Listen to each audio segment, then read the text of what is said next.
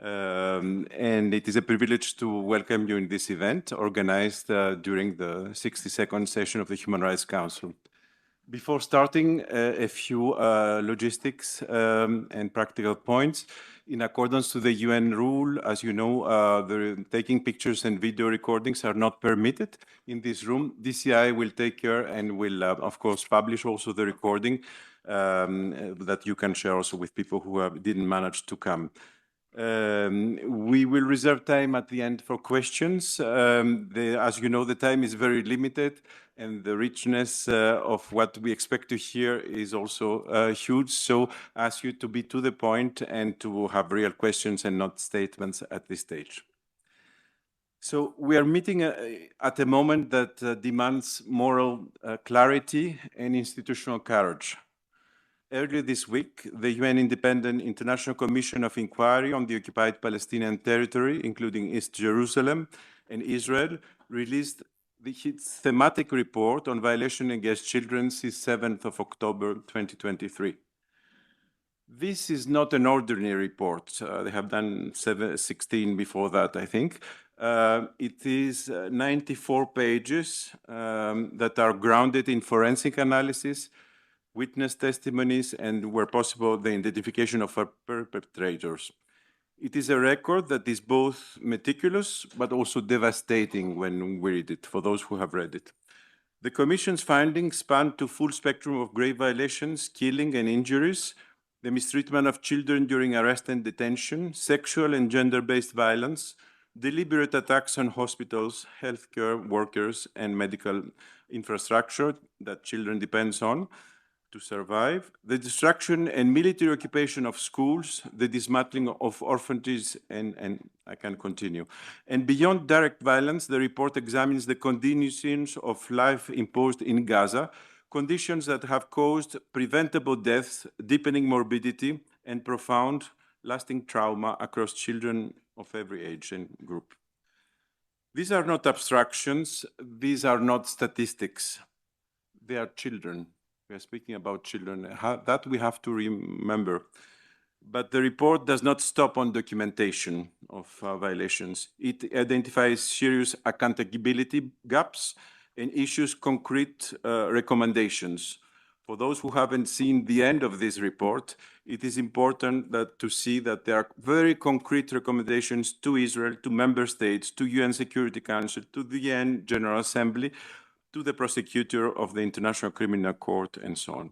I strongly encourage you to read them carefully and to share them, because what is exactly what we are meeting today.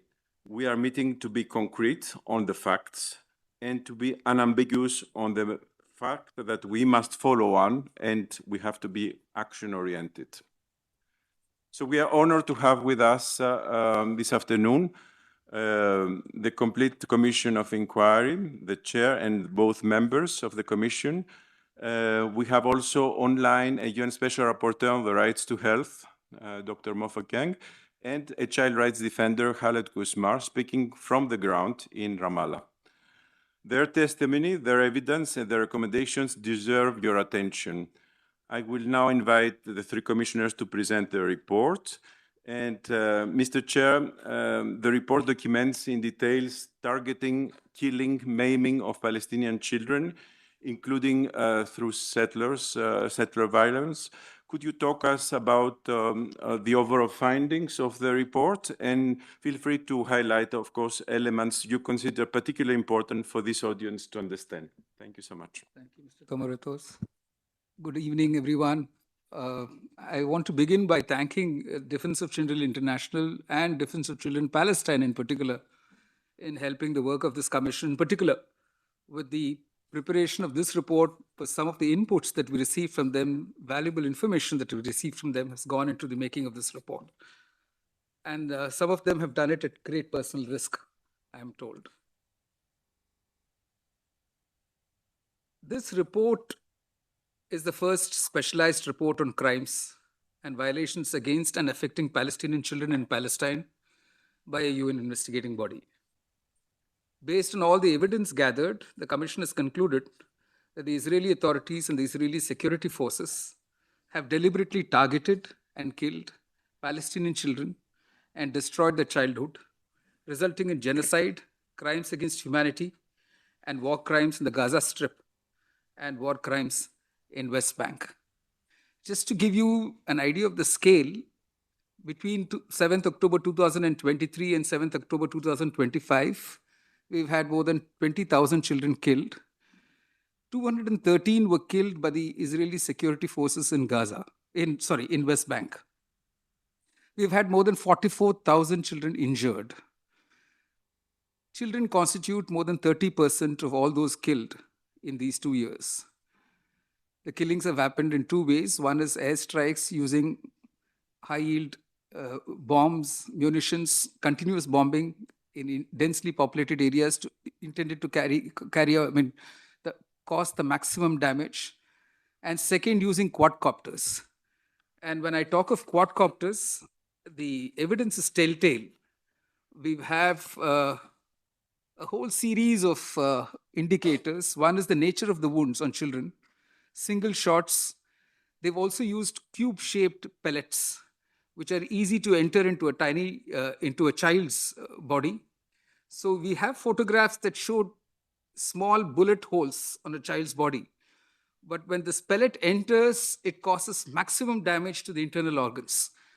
And doctors were astonished to find this as a trend among several children that were brought in, either dead or in a very critical state, to the hospitals in Gaza.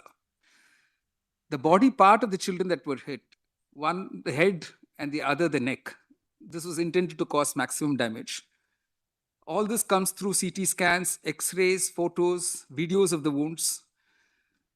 2 independent forensic pathologists were consulted by the commission. They reviewed all the medical evidence. There was a military analysis of the weapons used to target the body parts, the precision, the accuracy levels, and the technology equipped in such weapons.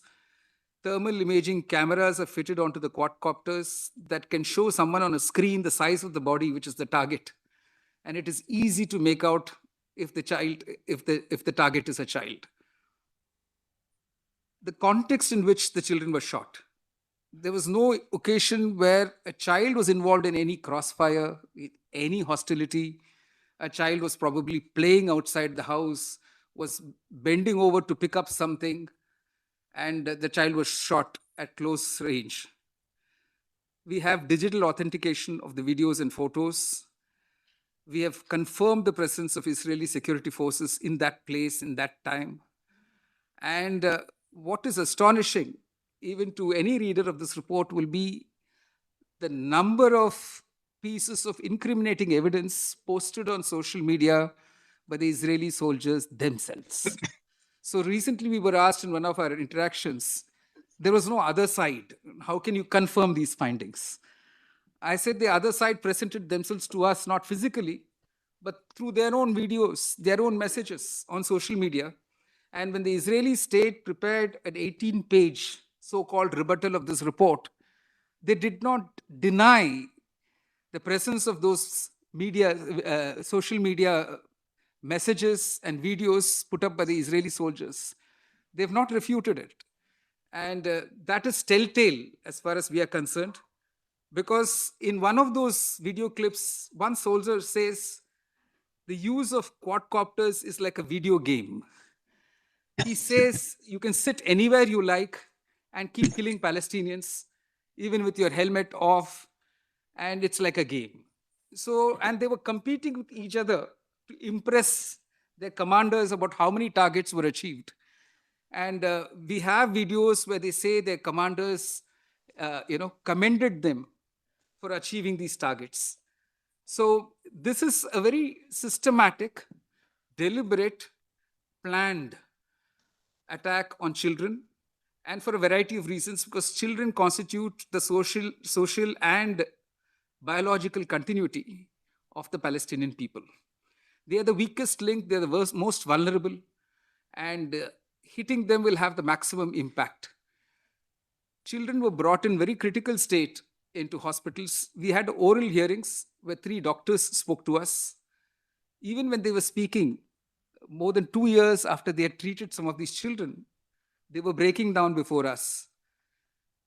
they can't still reconcile to the fact that they had to perform amputations on babies and very small children without anesthesia, without pain-killing drugs. They are unable to reconcile to the fact that many babies had to be left unattended because there's no chance of the baby surviving. Babies would be rushed in with people screaming brain matter out, which means the skull was open and the brain matter was exposed, and the doctor was being signaled that don't devote your resources to this baby because maybe some other baby can be saved. So this doctor broke down before us saying, as a doctor, as a medical practitioner, I'm asked not to save the life of a baby because some other baby has a better chance of survival. Many babies were presented before them saying this is a precious baby. And they understood that precious was a euphemism for saying this is the only child surviving the family. Doctors had their own terminologies. We have referred to that in the report. WCNSF. This meant wounded child, no surviving family. They say thousands of such babies were brought in. But I think the depravity of the Israeli Defense Forces is in this. Although there were 58,554 children that have been orphaned in these 2 years, Israeli Defense Forces attacked orphanages, destroyed orphanages. So there seems to be a very deliberate plan to ensure there's no continuity of the Palestinian group.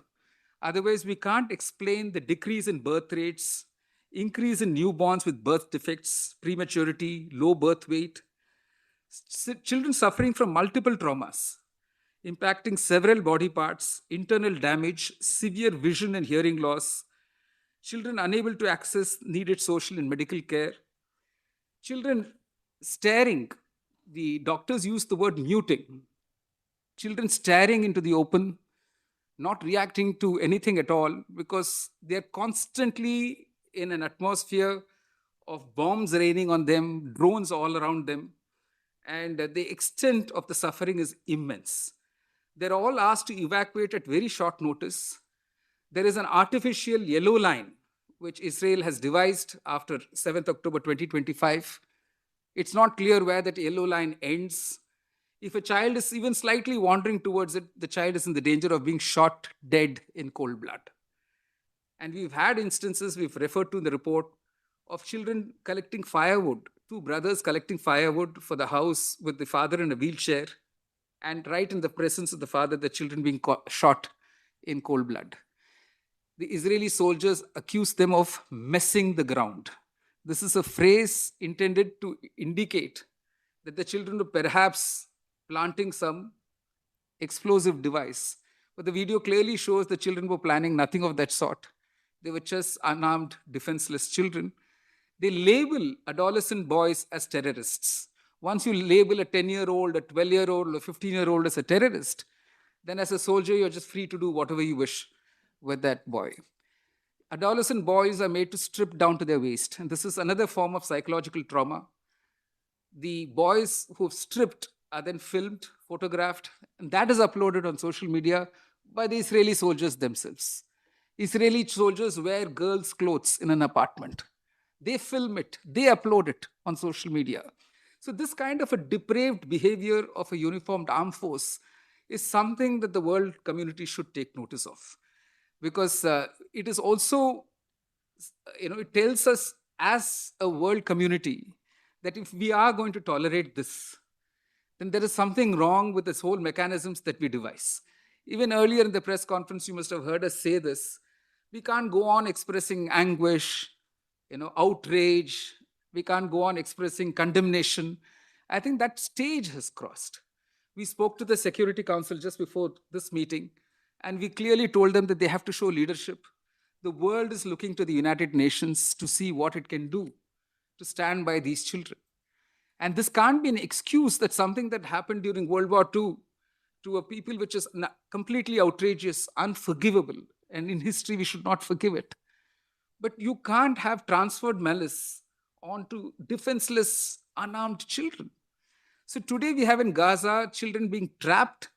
Children can't be evacuated for medical relief. Israel will not permit it. Israel will not permit doctors to enter to provide medical relief. Israel will not provide a safe passage for children for medical treatment from Gaza to the West Bank or to East Jerusalem, where the medical facilities are better.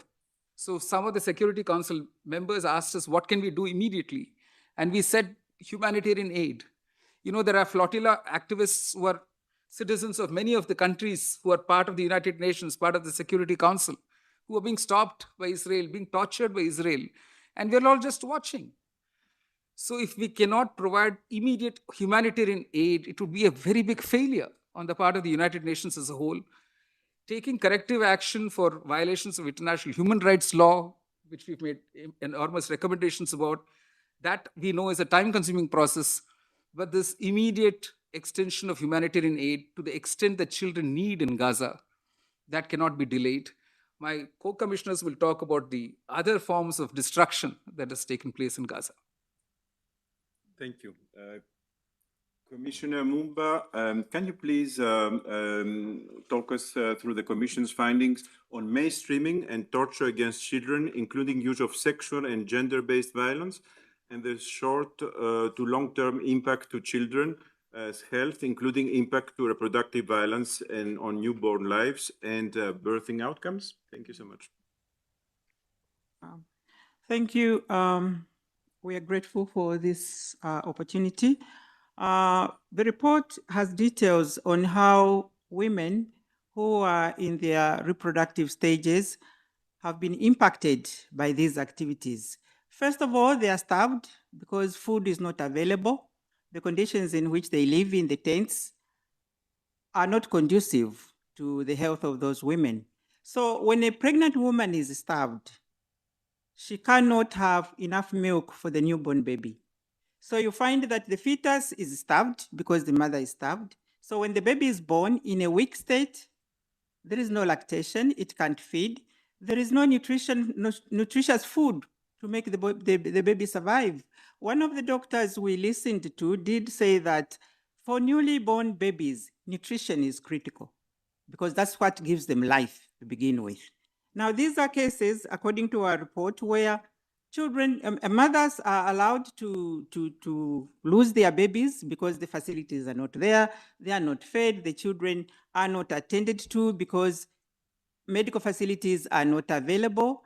And when it comes to the teenagers themselves, when they are arrested and detained, they are put to public shame because they are stripped to their underwear sometimes, and they are naked and they are photographed. So you find that the humiliation which the teenagers go through, the suffering in terms of deprived because they are deprived of food by the mothers, and the death rate of the newly born babes is quite high. And all these are deliberate acts on the part of the Israelis and their institutions just to snuff out life from the Palestinian people because they are Palestinians. Thank you. Thank you very much. Commissioner Sidoti, can you please talk through the report's findings on attacks on education and mental trauma of children, as well as what it means Palestinian rights to self-determination, and highlight key recommendations from the Commission and on what we can do. This is questions we have received already online from participants, and the people ask, how can we stop violation? What can we do? And that's why I insisted, they have to read the last page of the report.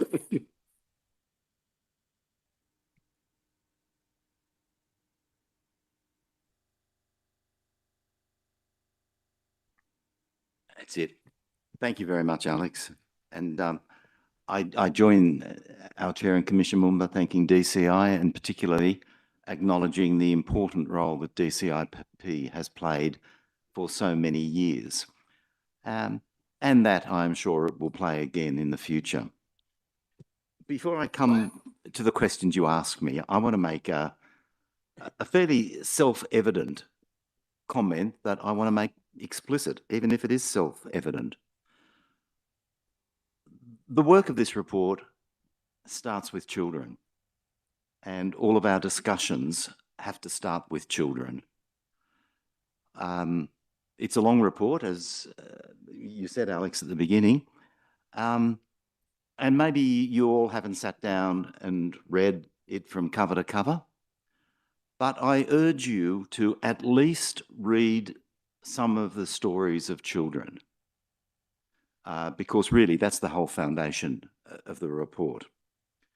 I referred to some of them that have particularly affected me when we had our press conference earlier this week. I'm not going to do that today, but there is one thing that I feel strongly about and will say today. The importance of children for the future is always emphasised, and rightly so. That goes to the third of your questions about the right to self-determination. You know, children are the future of Palestine as they are the future of any country. That's important. But that sometimes means that we overlook the importance of children's presence. They have a present time and not just a future time. And for me, all of the stories in our report about what happened to Palestinian children relate not just to a future that has been cut off, but their experience of the present. And their experience of the present is never what a child should experience during childhood. Clearly, it's a matter of grave concern for the Palestinian people because of the implications cutting off the future of children has for the Palestinian people. But what happens to kids as kids should be in the forefront of our minds. And that's what's got me about all of the stories that we have reported.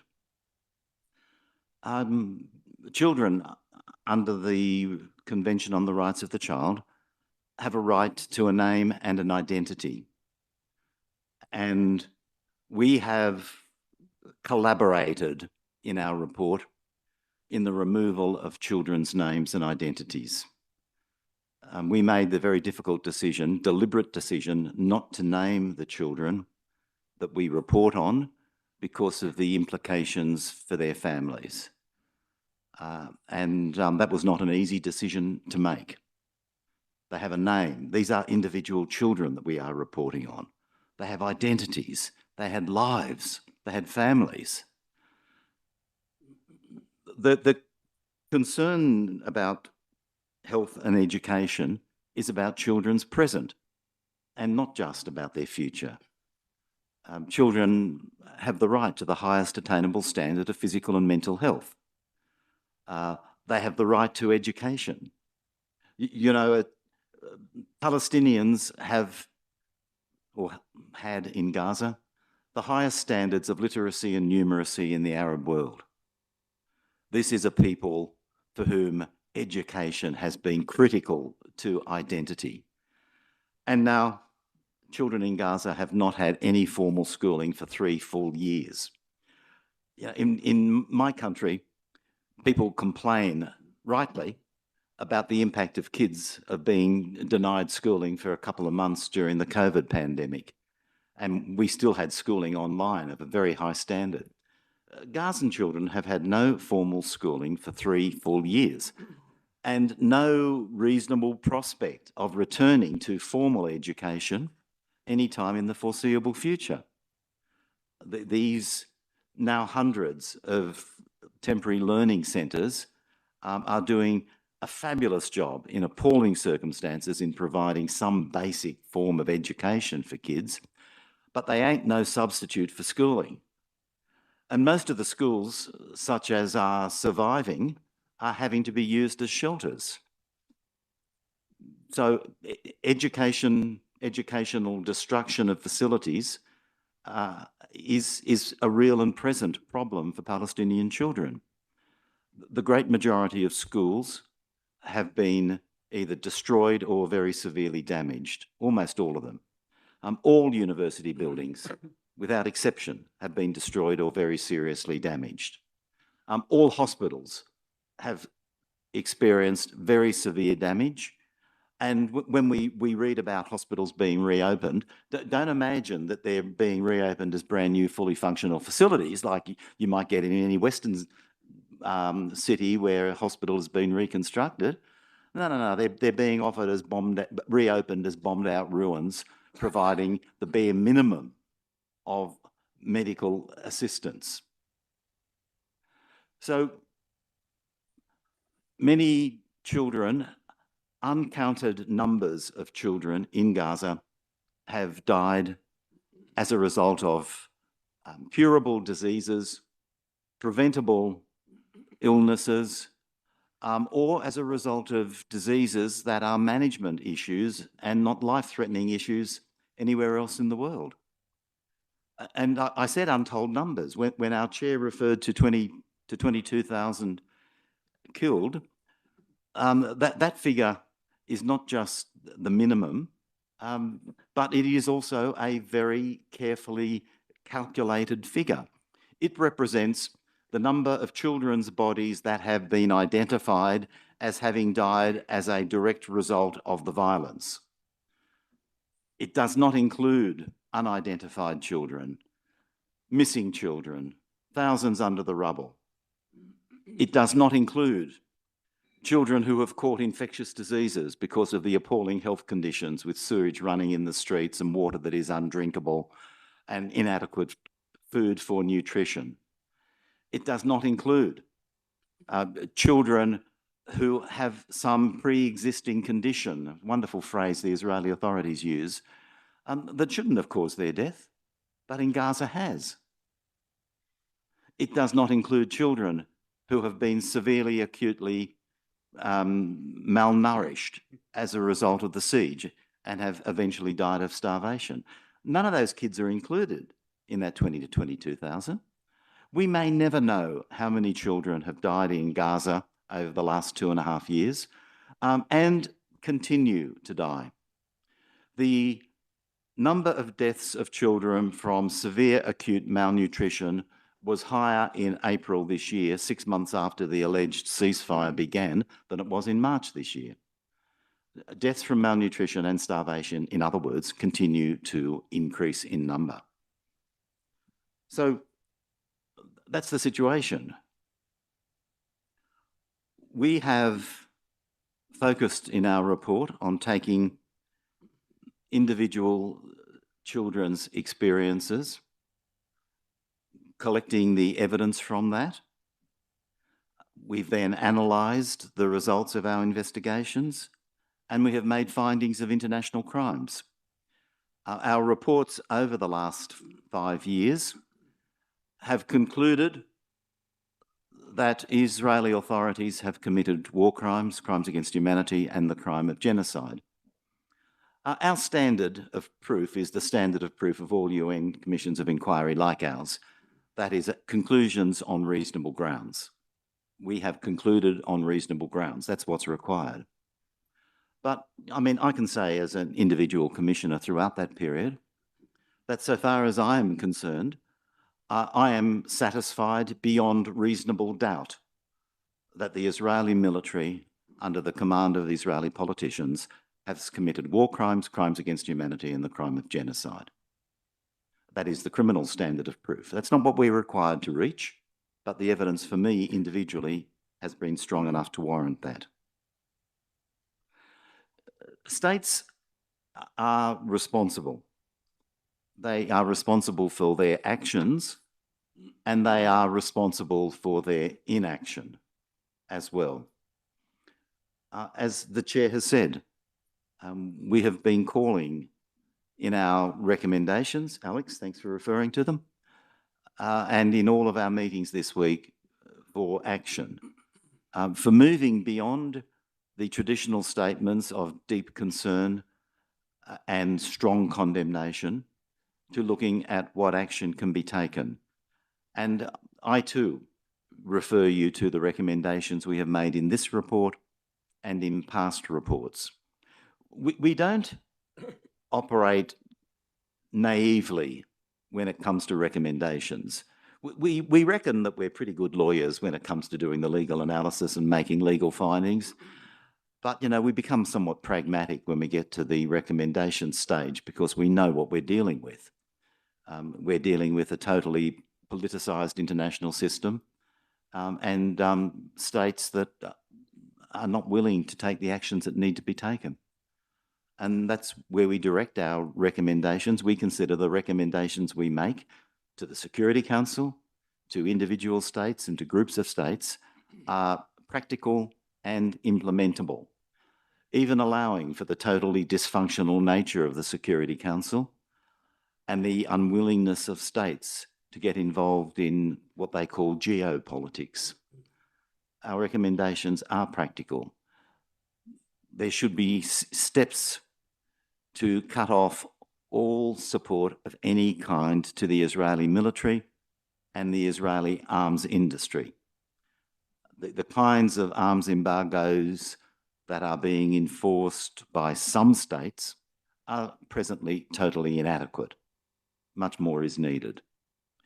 There should be, in accordance with the decision of the International Court of Justice, no action that in any way confirms the existence of settlements in Palestine. And that means cutting off all forms of financial relationship with the settlements that may in any way assist their economic sustainability. Accountability is required of states, both those that are parties to the Rome Statute, which codifies customary international law on the crimes that I have discussed, but also states that aren't parties to the Rome Statute but are still bound by international law.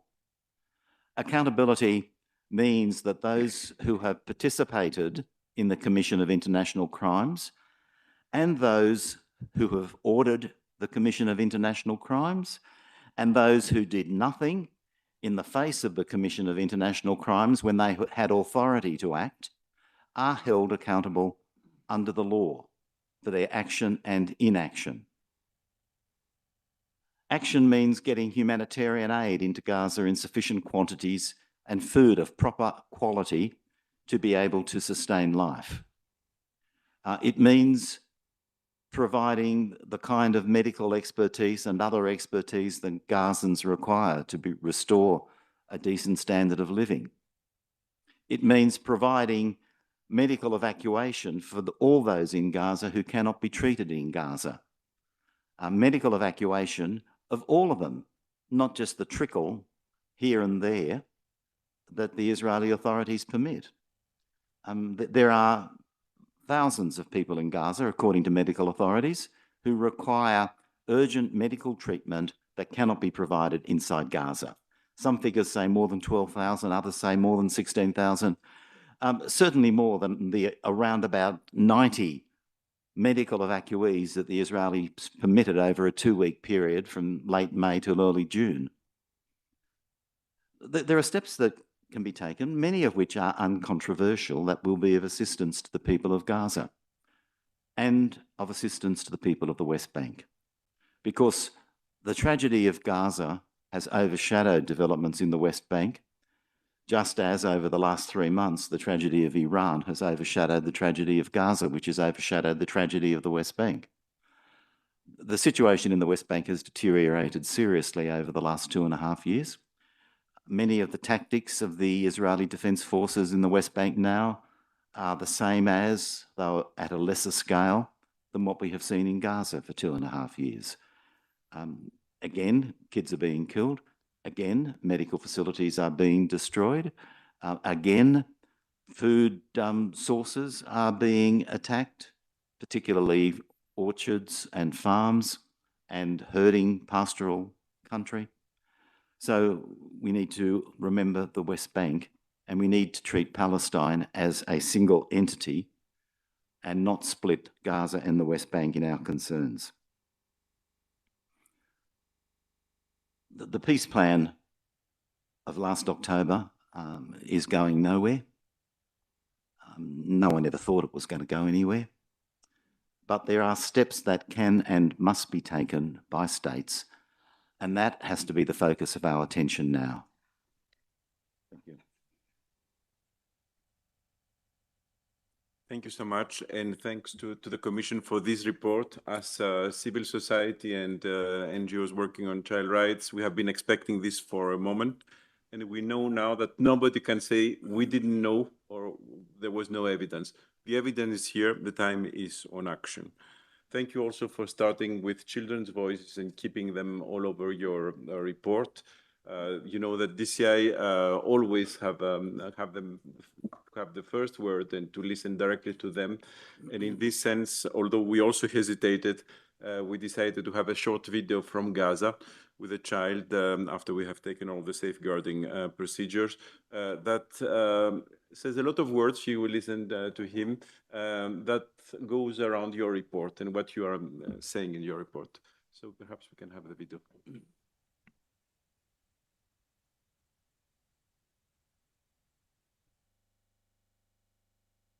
أنا كان عندي أحلام كتير، بس لقيتنا ما طلعليش أحلام، حلمي بس رجعوا لي رجلي وأصير أمشي وأصير أشوف في عيني.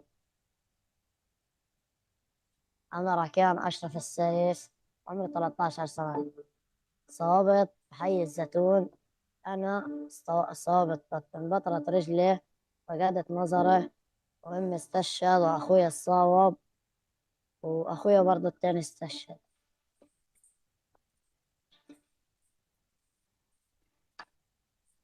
أنا كنت طفل شاطر في المدرسة، كنت أحب العلم وهذا، بس أنا طفل كنت ألعب كورة، كنت أسوق البسكليت، كنت أطلع مع أصحابي. لقيت لما بطلت رجلي وبطلت أشوف في عيني، ولا صرت أعرف ولا أروح أمشي ولا أروح أشتري، طول النهار قاعد في الدار ولا بعمل حاجة. استهدفونا، أنا كانت أمي وأنا كان أخويا وأنا كنت هان. استهدفونا، أمي استشهدت وأخويا الصاوب وأنا الصابت. مش عارف ليش عملوا فينا هيك، ليش استهدفونا، ليش عملوا فينا هيك.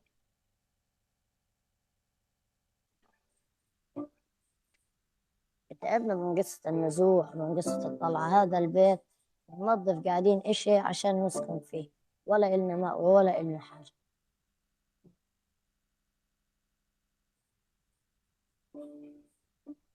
أنا بس بدي أرجع، يعني أمشي، أصير أمشي منيح، أشوف يعني، بس أشوف لدرجة متى أي حاجة بس.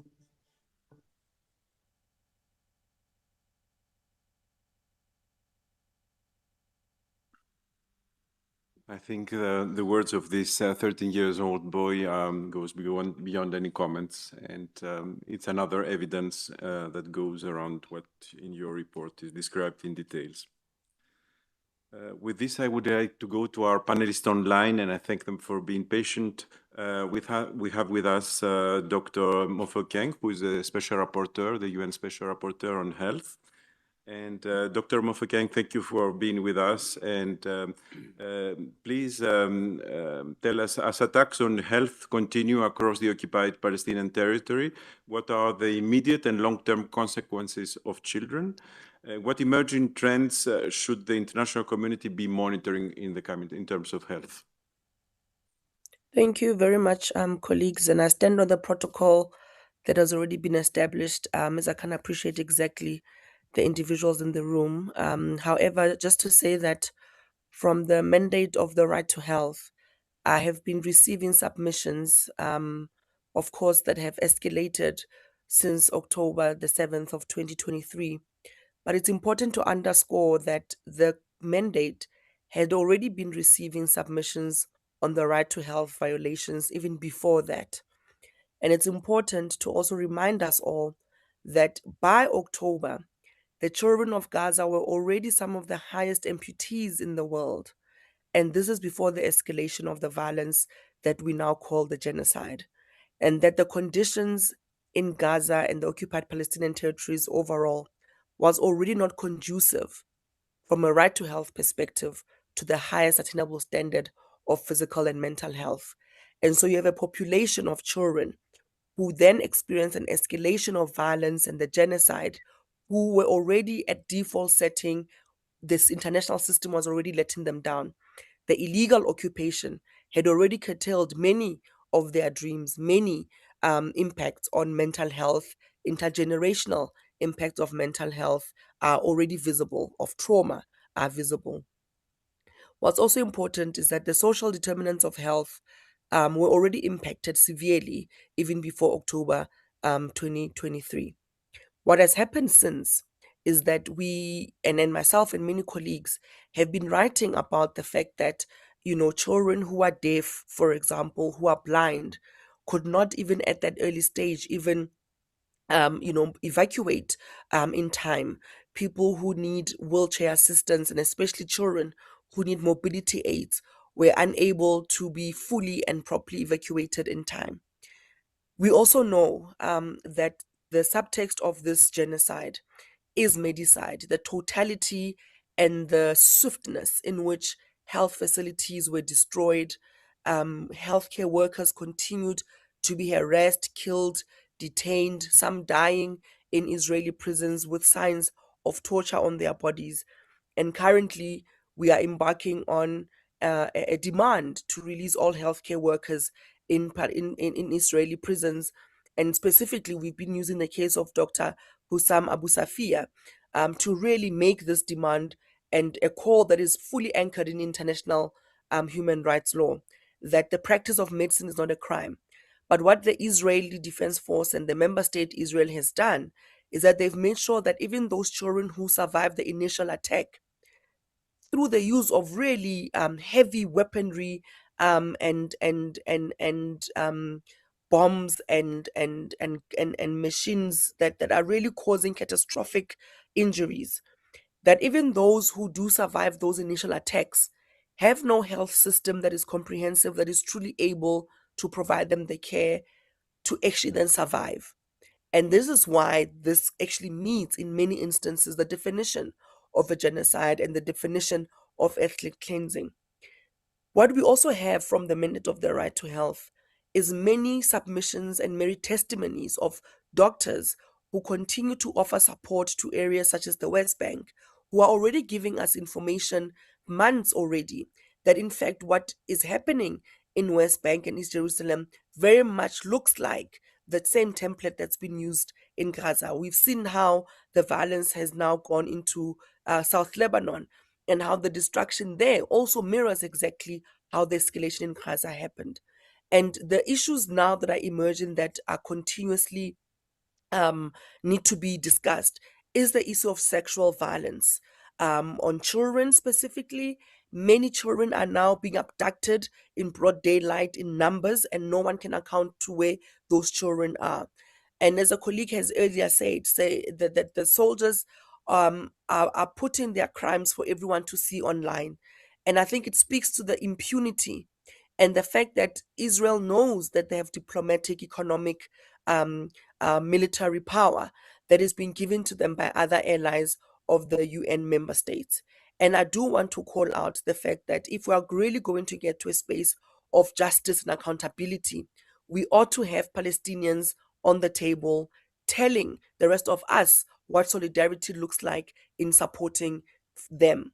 And it's important to also think about using the right to health as an entry point to getting justice.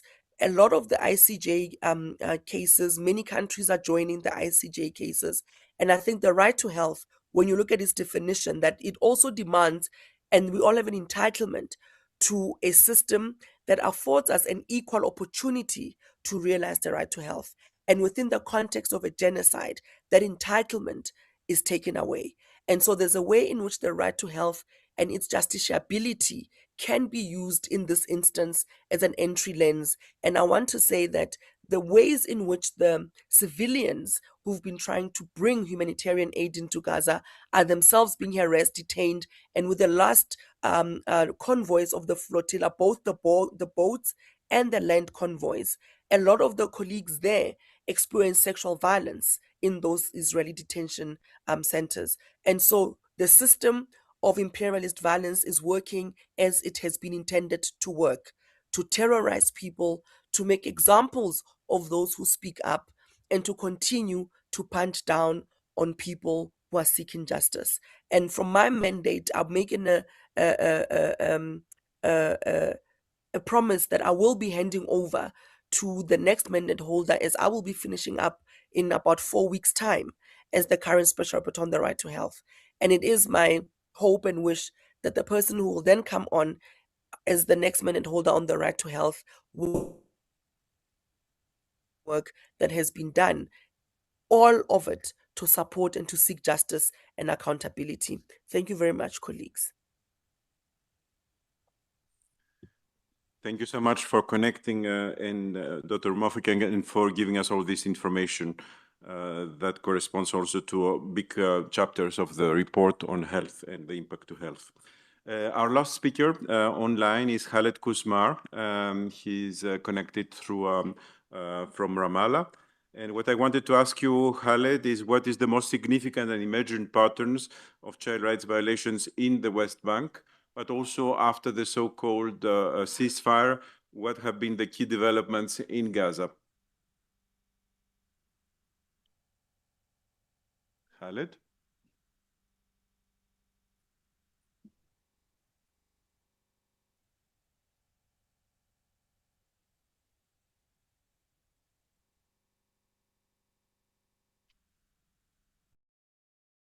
Khaled, are you with us? He's online, no? Yeah. Can you unmute your mic?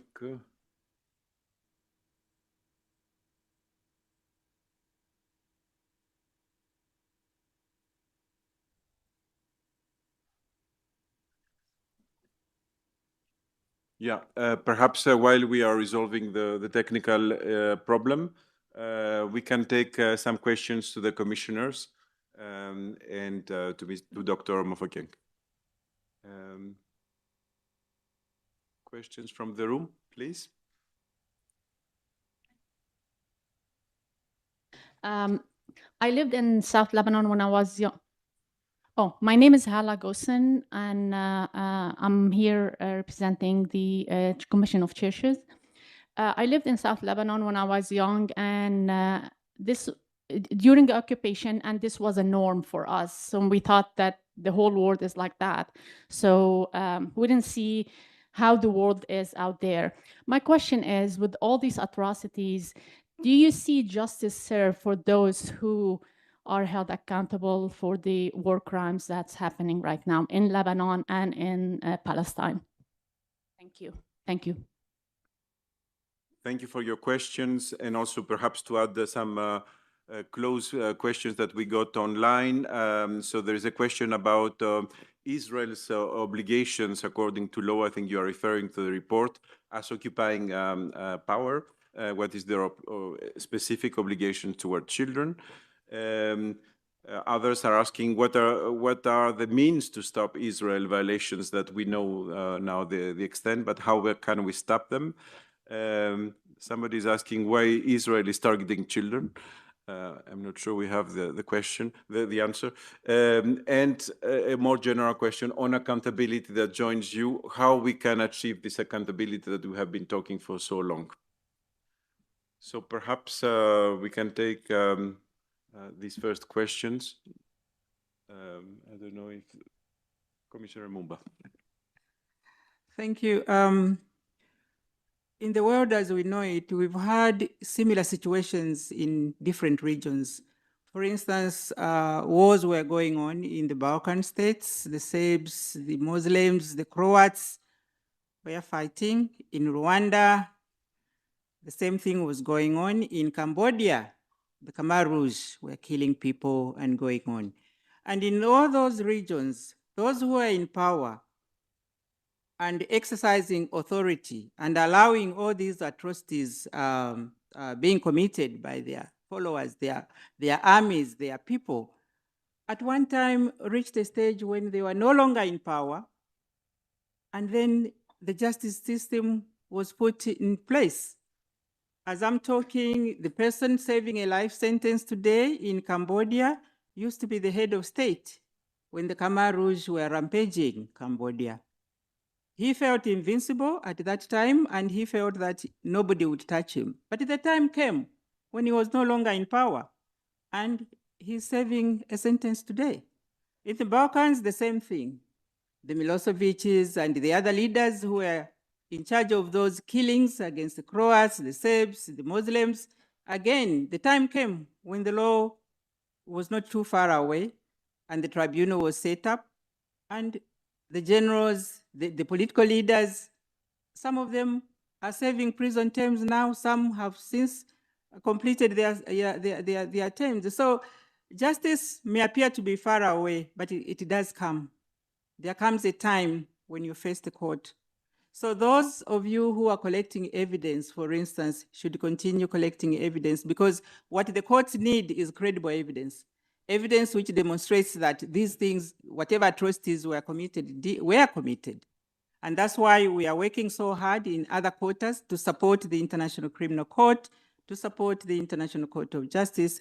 The law does have its own time when it comes. It comes late, yes, but it does come.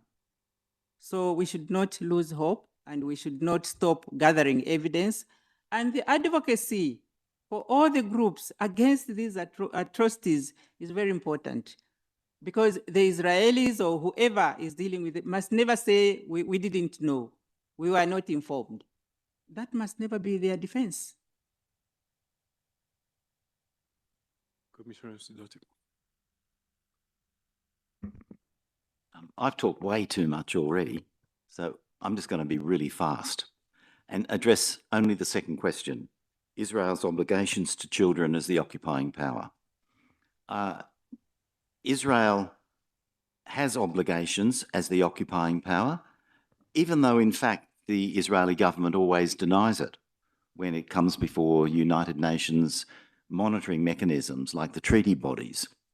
It considers that its occupation of the Palestinian territories does not impose any particular obligations on it, but it does, particularly under the Fourth Geneva Convention. It has got a foundational obligation to protect the population of the occupied territory, but it also has specific obligations to protect children. That arises under international humanitarian law, but also under international human rights law, the Convention on the Rights of the Child. So the obligations are there, but the obligations are not being respected. The obligations include providing education, providing health facilities to ensure the highest attainable standard of physical and mental health. It includes providing or ensuring adequate housing. It includes the right to children to play and leisure and social and cultural activities.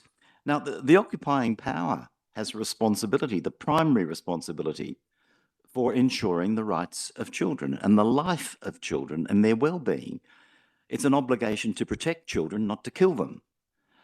In many respects, UN agencies have relieved the State of Israel of its international obligations by providing schools, by providing hospitals, by providing housing.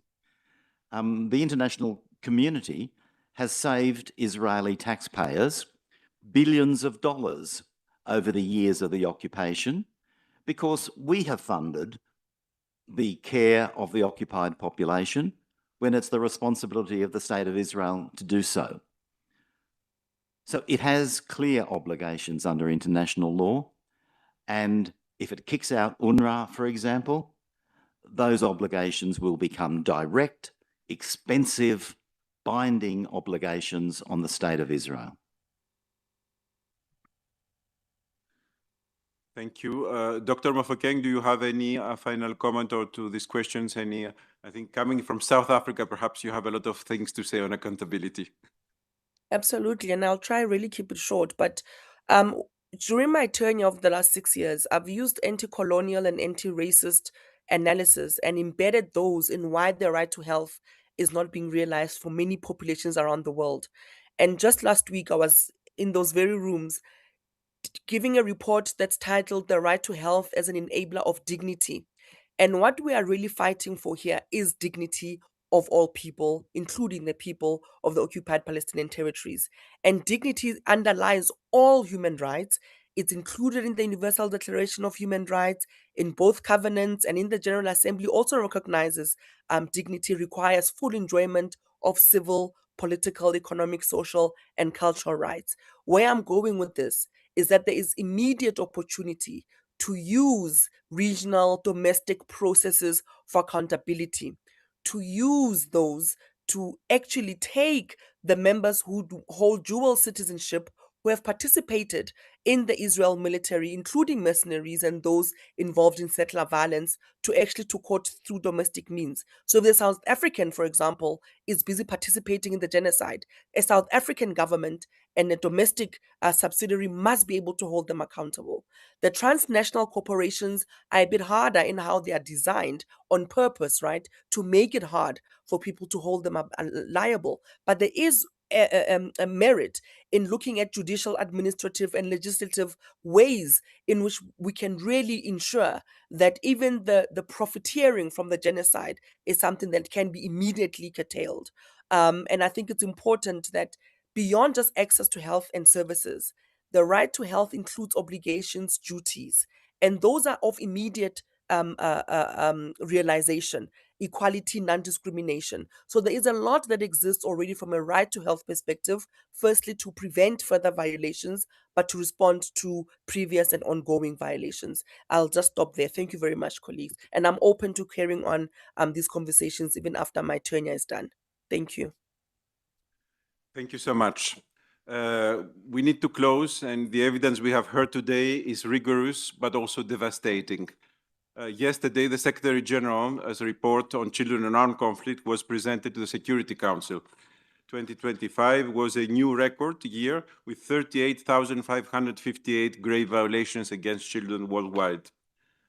Out of the 38,000, 12,436 concern the occupied Palestinian territories. So 1/3 of the world's verified violations against children come from the occupied territories, and Israel is on the list for a second year without any repercussion.